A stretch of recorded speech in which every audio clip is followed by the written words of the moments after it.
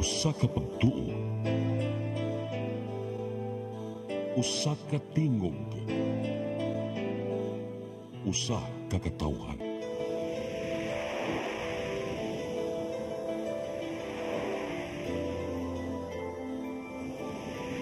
Cebu Catholic Television Network.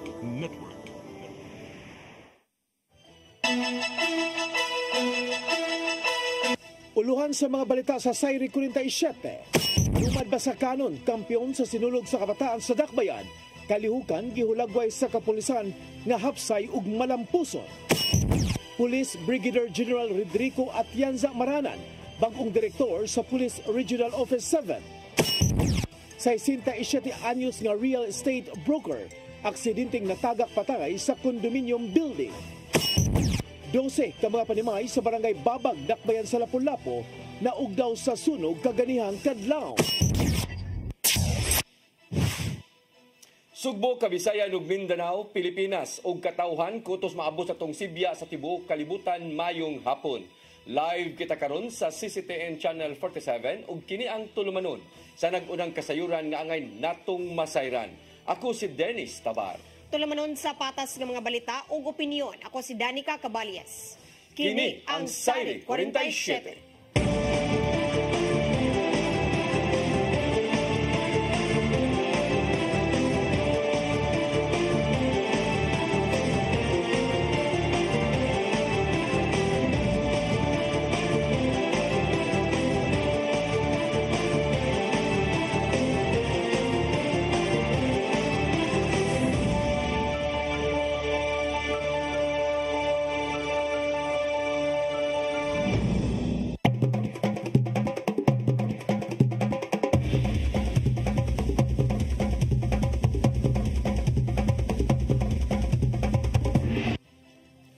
Karon sa kumpletong detalye sa atong mga balita, lumad Basakanon sa barangay Basak sa Nicolas nahimong kampiyon sa sinulog sa kabataan sa Dakbayan kagahapon.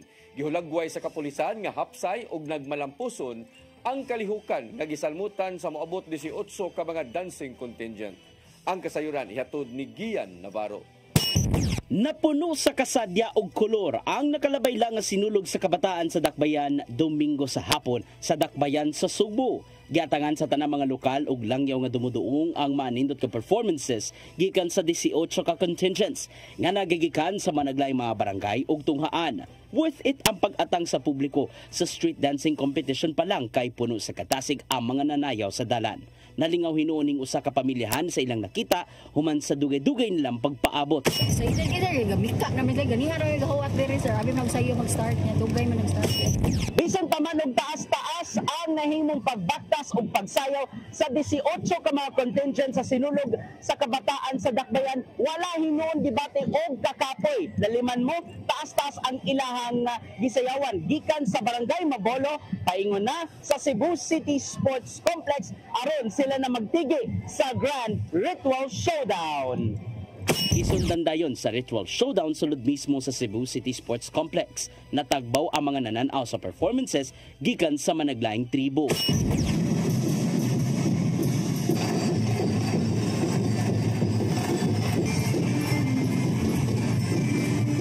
Nagpadaugo ni noon sa mong Indigay ang world champion nga lumad Basakanon gikan sa barangay Basak sa Nicolas. Din sila ang kampiyon sa street dancing ug Ritual Showdown.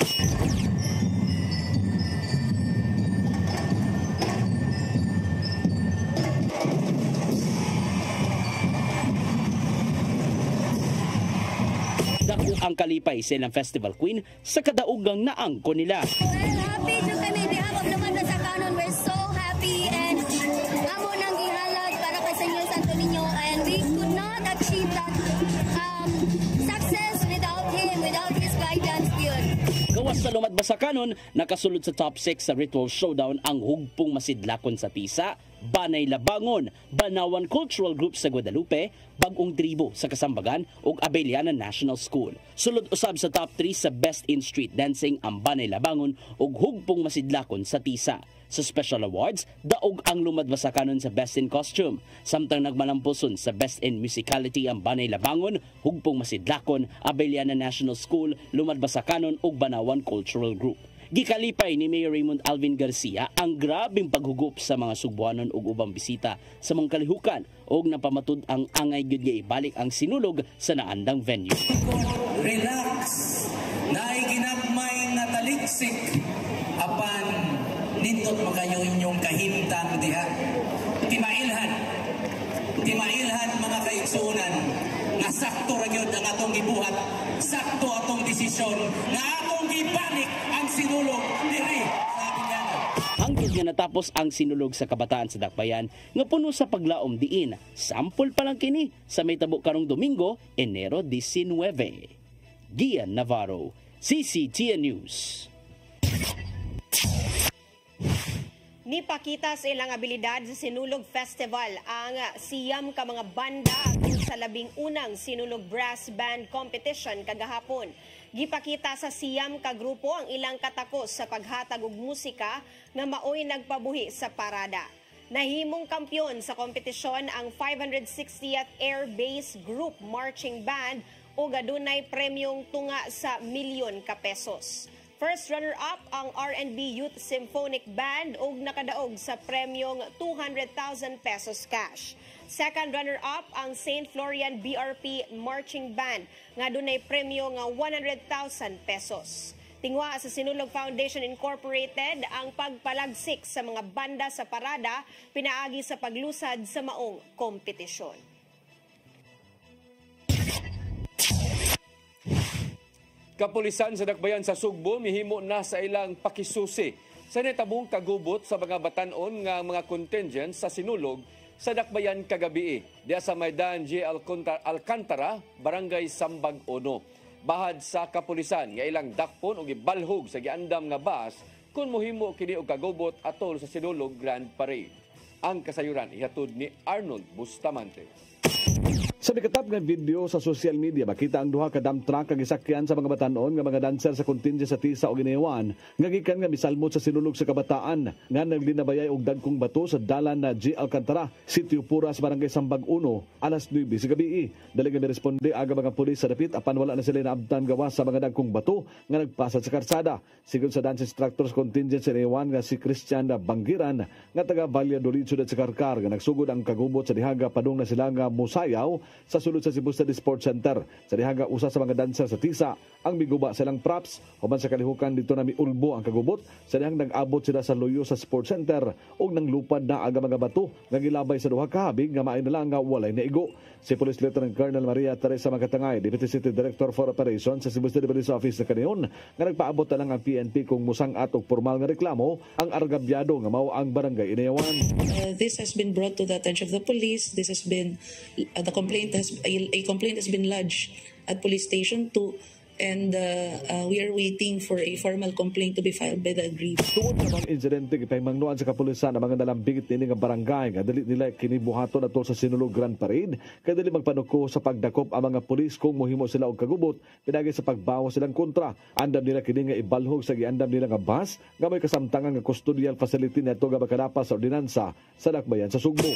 That's it. As I've said, an appeal to the organizers and the leaders nila nga dili magkuwang sa pagpahimangno because the moment that they will cross the line and they will violate ordinances and the law, police naman nilang kaatbang and the PNP is always ready to react and respond to this type of incidents to ensure nga magpadayon nga magmalinawan og safe ang atong mga events na rin sa sinulog. Una na nga nagkayalogo ang Cebu City Police Office sa mga fraternity ug sorority sa syudad sa Sugbo aron mopirma og kasabutan nga motabang sa pagpatunhay sa kahusay kalinaw sa mga kalihukan sa sinulog. Giawag sila nga sila ang mubantay sa ilang mga sakop aron dili mohimong kagubot sa maong adlaw. Arnold Bustamante, CCTN News. 75% ng andam ang syudad sa Mandaue alang sa pagsalmot sa sinulog Grand ritual showdown karong Domingo. Mato ni Christian Mark Cabahog, Pangulo sa Mandawi Investment Promotions Tourism Action Center kun MIPTAC, nga natapos na ang sequence o gimaster na ang sayaw sa mga dancers. Ang gitrabaho na lang ang paggama sa props nga gamiton. Ang contingent sa Mandawi langkuban sa 300 ka mga dancers, propsmen o drum and bugle corps. 7 million pesos ang gigahin nga budget sa syudad alang sa ilang pagsalmot. Sama sa naunang cultural competition nga giapilan sa Mandawi, matod ni Cabahog nga lauman usab ang pakulo nga pagahimuon sa ilang contingent. Every year na magipakulo si Mandawi, no, sinulogan pa si Garbo, so way kalahian po this year na po i-expect, no, ang mga audience na to at mga supporters sa Mandawi. Ako na lang surprise din ninyo kung unsa siya, but it's better than the pa si Garbo na mga pakulo. Samtang sa laing balita, gi-question sa pipila ka mga konsehal sa dakbayan sa Sugbo ang gigahin nga moabot og 472,000 ka pesos alang sa Cebu Marathon 2025 nga gisalbutan sa 12,000 ka mga runner. Matod ni Konsehal Jocelyn Pesquera, kung nganong mugahin pa ang syudad sa maong kantidad nga unta ang organizer nakakolekta naman og 17 milyones ka pesos gikan sa mga partisipante. Apan matod ni Konsehal Joel Garganera nga maoy nangamahan sa maong resolusyon nga ang giaprobahan nga budget gamay ra alang sa pagpahigayon sa usa ka international nga kalihukan. Dugang sa konsehal nga kon ang syudad makapundo og milyon ka pesos sa barangay nganong dili mahimo sa usa ka kalihukan nga makaengganyo sa mga langyaw. Ang maong kalihukan gisalmutan sa 285 ka mga langyaw gikan sa 43 ka mga nasud.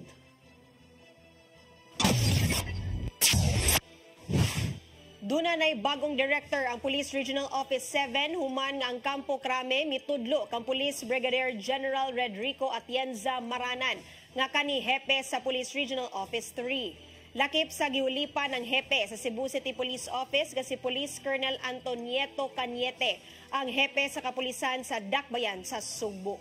Ang kasayuran ni hatod ni Arnold Bustamante. Mitudlo na ang Campo Crame nga may Police Regional Office 7 Director human sa pipila ka semana nga nabakante ang maong posisyon sa dihang gibalhin isip hepe sa National Capital Region si Police Brigadier General Anthony Aberin.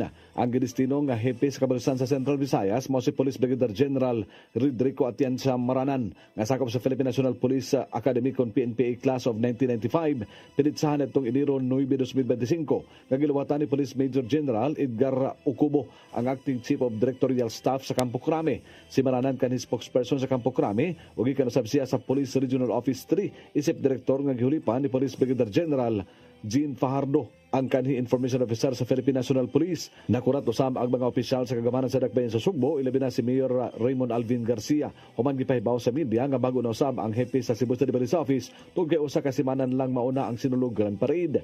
Si Police Colonel Antonieto Cañete giparelibuhan sa katungdanan epektibo nitong Enero 11, 2025 ug ang mihulip kaniya mao si Police Colonel Enrico Evangelista Figueroa gagikan sa Region 3 nga sakop sa Philippine National Police Academy PNPA Class of 1999. Gihimo ang turnover ug command sa buhatan ni General Maranan sa Piero 7. Human sa turnover may courtesy call kini sa buhatan ni Mayor Garcia sa Dakbayan sa Sugbo.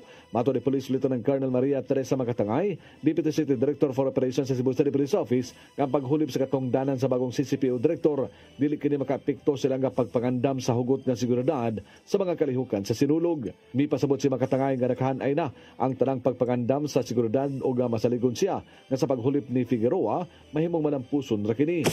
Ato nga security preparations are already in place and the outgoing city director has already looked into the entire plan and I believe the incoming city director is very much competent as well to take the reign of Cebu City at this point in time. Makitag po si Figueroa sa ang mga police officials sa makisayod sa dagan sa pagpangandam sa seguridad. Kung doon na may himuon nga kausaban ng bagong city director, andam sila nga mo-adjust niini. Sanglit doon na pa'y taas nga panahon sa pa ang sinulog Grand Parade. Well, change is good, no? If it will really improve the entire security plan. This is still a work in progress, and as we go towards the celebration of Sinulog, any agency can provide input. So we welcome any changes so long as it improves the security plan. So muna siya ang ato ang mindset nga rin kita nga kupot sa maong security preparations for this entire Sinulog celebration. Wala pa yun na kairi kung doon ang himuon nga lahugay si Figueroa sa iyang mga police station commanders. Arnold Bustamante, CCTV. Mosunod, 67 anyos nga real estate broker, aksidenteng natagak patay sa condominium building. Kanaog daghan pa mga balita sa pagbalik sa Sayre 47.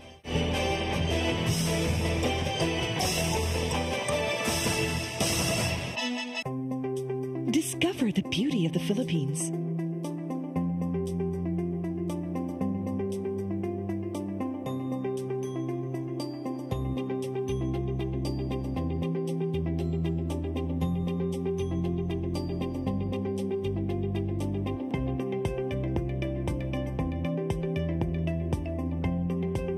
With Philippine Airlines, the country's flag carrier.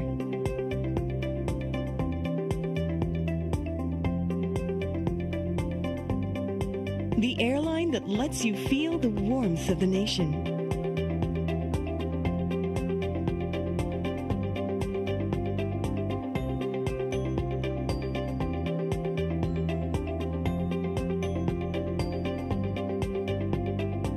Mabuhay.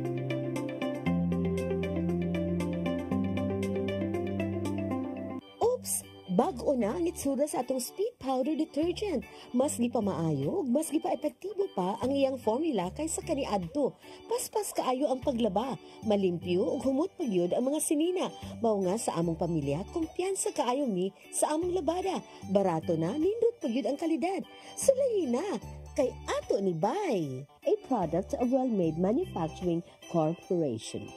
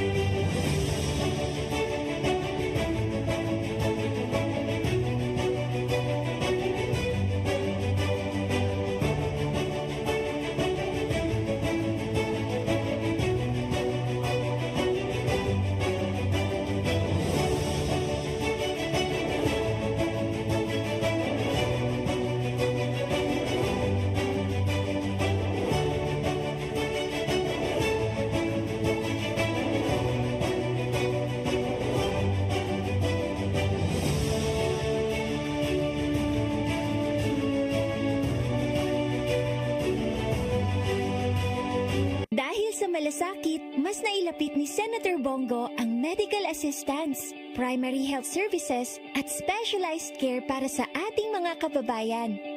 Sa malasakit, prioridad ang edukasyon para sa mas magandang kinabukasan. Samahan pa ng sports, panalo ang kabataan. Bunga ng malasakit ang pagbigay lakas sa mga lokal na negosyo at mas maayos na trabaho. Sa malasakit, serbisyong may puso, kalinga at proteksyon para sa mga OFWs nasaan man sila sa mundo. Maraming nagagawa at nararating ang malasakit. Para kay Senator Bongo, ang ating Mr. Malasakit, bisyo ang more serbisyo.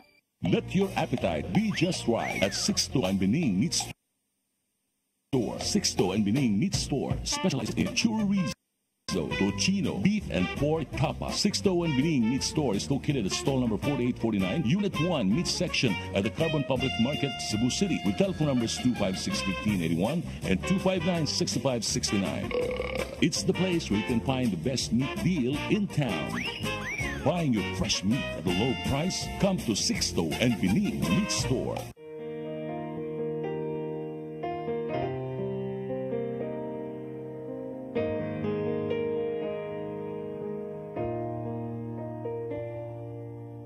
Heal me, O Lord, and I will be healed. Save me, and I will be saved. Heal me, O Lord, and I will be healed. For you are the one I praise. You are the one I praise. Sing it with me. Heal me, O Lord, and I will be healed. Save me, and I will be saved.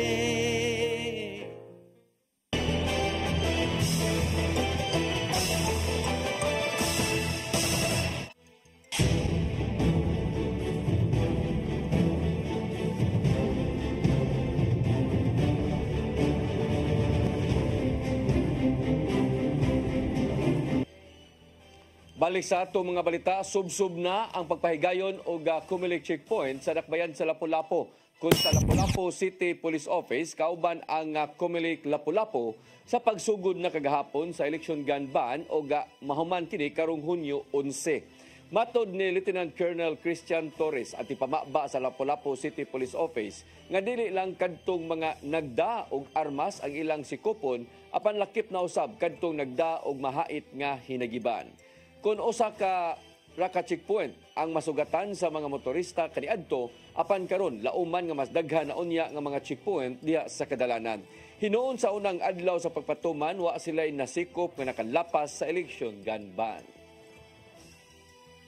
Dili lang na siya masabi armas ra, bisa ka na gigamit ang kutsilyo or kitaan ka na ibig na bladed weapon or deadly weapon. Apil ka po na siya sa violation of Omnibus Election Code. Sa 67 anyos nga real estate broker, aksidenteng natagak patay sa ika-34 kaandana sa usa ka condominium building sa Dalan Rosales sa Barangay Mabolo, Dakbayan sa Sugbo. Kapulisan mupalawom silang investigasyon kung wala by foul play sa maong kamatayon. Ang kasayuran hatod ni Arnold Bustamante. Muhimog lawom nga investigasyon ang Mabolo Police Station sa pagkatagak sa usa ka real estate broker sa ika-34 kaandana sa usa ka condominium building nga namutang sa Cardinal Rosales Street, Barangay Mabolo, alas 5:30 nitong Biyernes sa hapon. Ang biktima nga si Rosana Lopez Renes, 67, nga residente sa El Tudtud Street, Barangay Mabolo, sa Dakbayan sa Sugbo. Mato ni Police Major Romeo Cacoy Jr., ang hepe sa Mabolo Police Station, nga base silang inisyal nga investigasyon nga aksidente ang netabo, human matod pa nga na slide ang tiil sa biktima.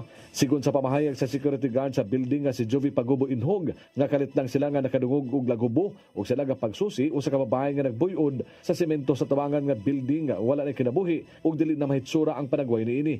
Gibutag ni Kaakoy nga kanunay nga magbalik-balik ang biktima sa maong building kay do na kini buyer sa usa ka condo unit. Nananghid matod pa kini sa mga personel sa maong building nga manghuam kini lamisa og bangko alang sa ihang pangpaswerte kun feng shui. Dito matod pa gibutang sa biktima ang lamisa og bangko sa may terrace og ituan nga mipatong kini nga mahinungdan nga naligas og natagak ang biktima. Nagduda sa mga kapulisan nga atol sa pagkusog sa hangin dungan sa pagbundak sa uwan dito nahitabo ang aksidente. Apan bisan pa man niini, mopalawom sila silang investigasyon kung wala by foul play sa maong kamatayon. Nakakuha ng CCTV camera ang mga investigador sa Mabolo Police Station. Apan mato ni Kaakoy nga manguha pa sila og laing anggulo aron maklaro gyud nila ang tanan. Actually dul i-check na namo tanan dul nya amo patukaw ng uban ang amo dito sa kuhan sa CCTV sa katong sa kaning entrance siya ra ako nakita pero ako pa yung gikuha ang tanan nga mga CCTV kung wala pa yun so di pa nato ma-close yun ang possibility na napailan ang goal pero asub na mo na itong gitanaw. Ang kabanay sa biktima nga dili lang magpahinga na kanayon nga mabalik sila sa police station aron maklaruhon unsa gyud ang hinungdan nganong natagak ang biktima. Dili sila motuong nga miamba kini tungod kay wala man kini problema ug dalaga usab ni nga nag real estate broker. Arnold Bustamante, CCTV News. Samtang sa laing balita, Kapitolyo mopasaka og kaso sa kadagkuan sa National Museum of the Philippines tungod sa giingong pagmaggahi sa hangyo nga iuli na ang bulhoon panels. Buot usab sa habig sa LGU o sa simbahan nga gikinahanglang mahitabo ang restoration sa maong sagradong butang. Ang kasayuran ihatod ni Gian Navarro. I will file a separate case this time that is as regards my SPA with the Archdiocese. On the other hand, I will also be filing cases as regards the violation of existing heritage laws. Kini ang nahukman nilang Gobernador Gwendolyn Garcia subay sa wala pag-uli sa upat ka mga pulpit panels sa Archdiocesan Shrine of Patrocinio de Maria Santissima sa lungsod sa Bulhoon. Gitun-an og giandam sa habig sa Kapitolyo ang kasong kriminal ug kalapasan sa Anti-Graft and Corrupt Practices Act. Batok tilang National Museum of the Philippines Director General Jeremy Barnes og magtiayong nitunol sa maong gamit. Dulan usa ka tuig human sa nahitabong donasyon, gikatingala nilang Garcia ug ubang mga opisyal nganong wala man dayon giuli bisan pa man silang subsob nga panawagan. Gihimug-atan nila nga gikawat gyud ang upat ka panels niadtong 1978 diin nakalatid kini sa affidavit gikan sa retiradong pulis na panahona. But usab sa habig sa Archdiocese of Cebu ug sa Kapitolyo nga himuon gyud sa Bulhoon ang pag-restore sa mga sagradong gamit. Apan, gikatingala nila ang gingong paglangay sa mong hangyo nga dulan usa ka tuig nang gipanawagan. The continued insistence of the National Museum of its ownership, right of ownership over these 4 panels which had been stolen and which had been an integral part of the Bulhoon community's heritage. Kini ang nahukman sa managlayng habig human sa ilang meeting niya tong Sabado sa Kapitolyo. Inubanan usab kini sa pagtugyan ni Archbishop Jose Palma sa Special Power of Attorney ngadto kang Garcia. Apil sa pagpasaka og kaso, mao ang magdaayong nitunol sa Bulhoon panel sa pagduo nga nagkonsabo lang sila ngadto sa kadagkuan. Unfortunately for us, the crime was reported in 1988 and the public authorities have done nothing that crime had prescribed. So maybe he said, there's no theft because it is prescribed. Gikatingalahan sa LGU Bulhoon o sa Archdiocese ang paglangay sa gingong diri-diritsong gibuhat sa NMP bahin sa pulpit panels. Abi ko nga pagpista mabalik na kay mulagi sa adlay nga iuli nila pero until karon wa gihapon giuli yun. Which is in the possession of Bulhoon Parish and also requiring them and requesting them that the restoration of the D4 or the 4 Bulhoon panels in their possession will be undergoing restoration in Bulhoon. Samtang ikabalak-an nila ang pag-restore sa mga pulpit panels ngadto sa kauluan nga mo'y sugyot sa NMP. Maumbot nila kining babagan og mahitabo na lang ang pagpaayo dinhi sa Sugbo. I have been blessed by the God Almighty and by the people of Cebu with this very powerful position. I will not balk at exercising this power to protect Cebu, the Cebuanos, and the Archdiocese of Cebu. Navarro, CCTN News. Duha ka mga dagkong aktibidad nga nagpromote sa kahimsog sa panglawas gipahigayon sa duha ka mga dagkong syudad sa Sugbo sa miaging weekend. Libuan ka mga runner og siklista misalmot sa kalihukan. Ang kasayuran hatod ni Randy Gorion. 2,500 ka mga sugmoanon ang misalmot ni atong Sabado sa 3rd Pinay in Action Caravan pinaagi sa Fun Run ug Bike Caravan pagpalambo sa kahimsog sa panglawas.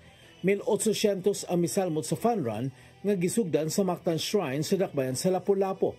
1 km, 3K, 6K ug 12 km run ang gidagan sa mga nag-edad og 6 anyos hangtod na sa mga senior citizens. Samtang sa Dakbayan sa Talisay, 660 ka mga bikers gikan sa Dakbayan ug sa ubang bahin sa Sugbo ang nisalmot usab sa bike caravan nga nagsugod og nitapos sa Talisay City Hall grounds. Matud ni Talisay Councilor Danilo Caballero nga ang kalihukan nahasubay usab sa advokasya sa kagamhanan sa syudad pagparambo sa panglawas.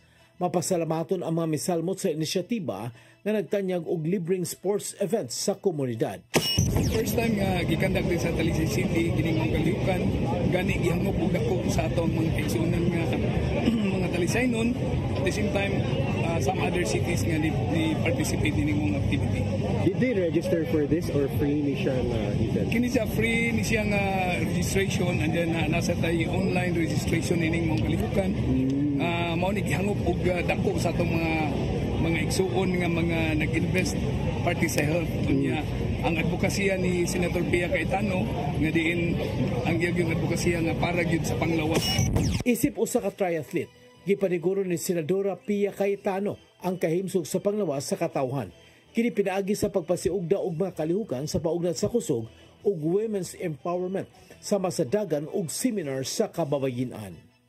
Randy Corion, CCTN News. Mandawi City Social Services Office nagplanong mo-hire og dugang mga social worker nga ibutang sa matag barangay. Ang baong bagong pangulo sa buhatan nagtinguha nga mapalambo pa ang serbisyo alang sa mga residente.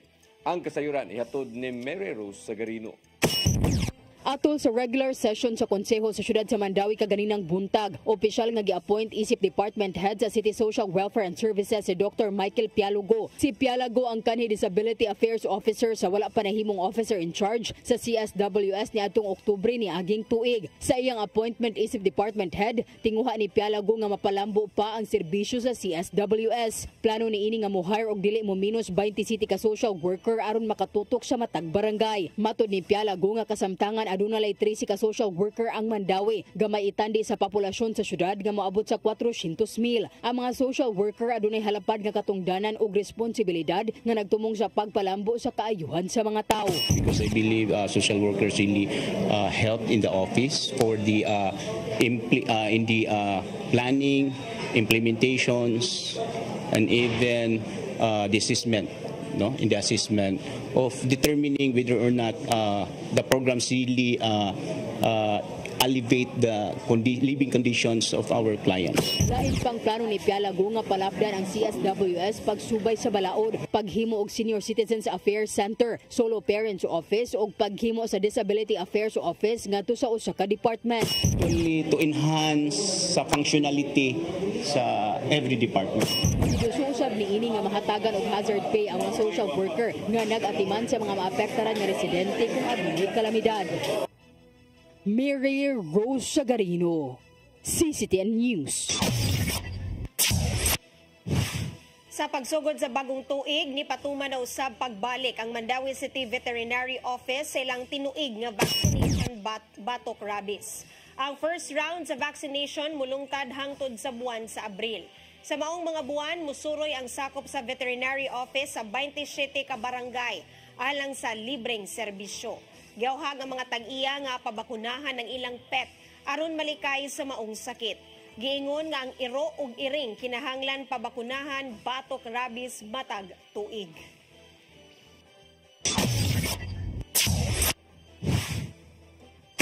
Mosunod, 12 ka mga panimay sa barangay Babag, Dakbayan sa Lapu-Lapu naug daw sa sunog kaganihang kadlawon.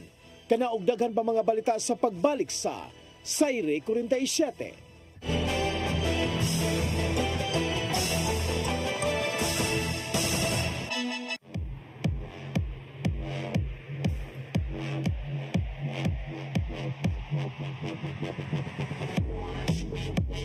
Catering services, call on Lourdes Food Products and Catering Services. They accept catering for weddings, birthdays, anniversaries, graduations, baptisms, conferences, seminars, house blessings, and other special occasions. Lourdes Food Products and Catering Services, located at 183 Katipunan Street, Tisa, Cebu City. For reservations, contact Lourdes Gomez. Telephone numbers 2626643 and 2618072 and cell phone number 0925-893-3888 and 0922-875-1158. Lourdes Food Products and Catering Services is willing to serve you.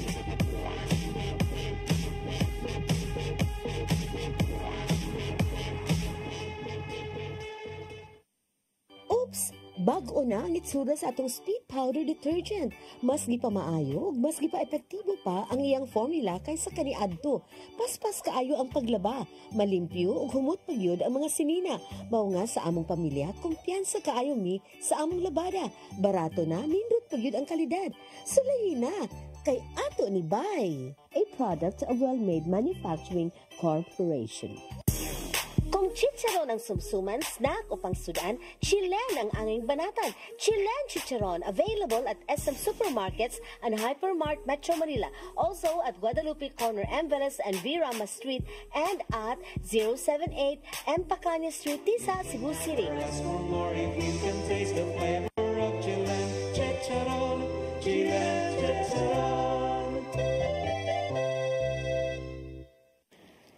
J. Laurente Construction and Development Philippines, General Contractor, General Building, General Engineering, Planning and Development, Electromechanical, and Consultants in Surveying and Mining. R.A.J. Laurente Construction and Development Philippines is located at MCRA Lawaan 1, Talisay City, Cebu, Philippines. Owned and managed by Engineer Roger Laurente, Engineer Annie Laurente, Engineer Rodney June C. Laurente, and Engineer Ronel Jan C. Laurente.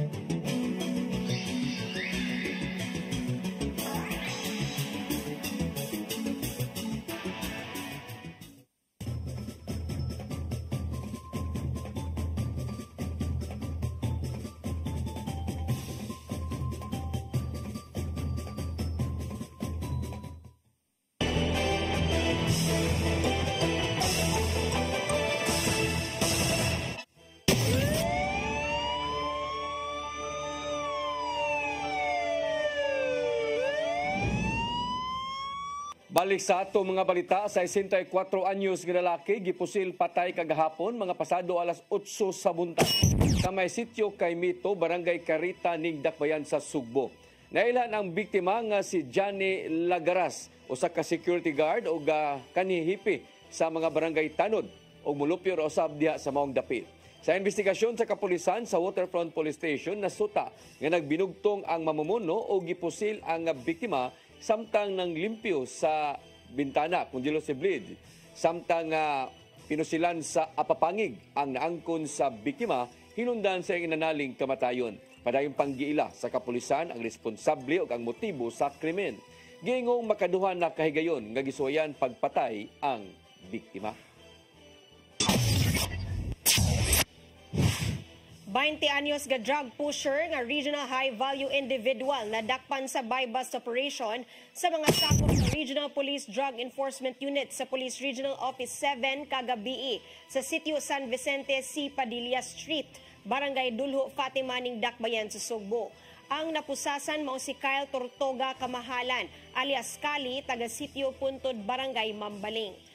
Nakuha sa mga operatiba mga dagkong putos sa gituang shabu nga motimbang og 1,100 gramos nga dunay timbang nga kapin 7 milyones pesos. Giandam na ang kaso batok sa dinakpan. 12 ka mga panimahay sa barangay Babag, Dakbayan sa Lapu-Lapu na ugdaw sa sunog kaganinang kadlawon. Nilanat og usa ka oras ang sunog tungod kay naglisod sa pagresponde ang kabubiruhan tungod sa kakusog sa hangin o gakagamay ra sa karsada. Ang kasayuran ihatod ni Crystal Joy Filerca. Naugdaw ang 12 ka panimay sa Purok Judas Belt, Barangay Babag 2, Dakbayan sa Lapu-Lapu, human miulbo ang usa ka sunog pasado alas 3 kaganihang kadlawon. Nagsugod ang maong sunog sa panimalay ni Gaudioso Enero, nga matud pa niyang wala siya diha ato sa pagkahitabo tungod kay wala sila matog silang panimalay kagabi. Igo na lang siyang gitawagan og sayang pag-abot silang panimalay nahurot na kinigkaon sa sunog. Apan sigun pa niyang gisiguro niyang sa iyang paglakaw kagabi walay nakasaksak nga mga appliances. Ang maong sunog nilanat pa og kapin usa ka oras o sa pakini na paong. Matod sa fire investigator nga si FO1 Vincent Ray Reyes, nga usa sa hinungdan nga naglisod sila pagpaong sa kayo tungod sa mga buto-buto human maapil ang usa ka panimay nga adunay mga pabuto. Dugang paniana ang kakusog sa hangin og kagamay sa dalan pasulod sa nasunog nga dapit mo ay laing hinungdan nga naglisod sila sa pagresponde. Hangin pud na bali-bali pud ang hangin. Dayon light materials ang ubang balay mo to nga dugay gyud na kuan pud sa atong kabumbra lisod pud kayo ang daan sa pikas didto kay gamay pud ang dalan didto. Dugang ni Reyes nga usa sa ilang gitan-aw nga hinungdan mao ang electric wiring sa panimalay ni Enero. Nagkuha na hinuon sila og mga samples aron ipada sa kauluhan ug masuta ang tinuod nga hinungdan sa sunog. Wala ra hinuoy gikatahong nakabsan og kinabuhi o naangol sa maong insidente. Mukabat sa 252,000 pesos ang gibiling danyo sa maong sunog. Crystal Joy Felerca, CCTN News. Samtang niulbo sa Bangkayo, sulod sa Cebu City Sports Center sa Dakbayan sa Sugbo, pasado alas 6 sa gabi ni adtong Sabado. Matod ni SFO2 Wendell Villanueva, tigpamaba sa Cebu City Fire Station nga gigamit nga acetylene sa trabaho may hinungdan sa sunog. Pagabot sa kabumberohan na paong na hinuon ang kayo. Samtang laing sunog ni Ulbo pasado alas 5 kagahapon sa hapon sa Barangay Careta ning Dakbayan sa Sugbo. Gilamoy sa kayo ang bodega nga gipanag-iya sa G-Mall nga nimutang sa maong barangay. Dali hinuong nakontrolar ug napaong ang kayo sa kabumberohan.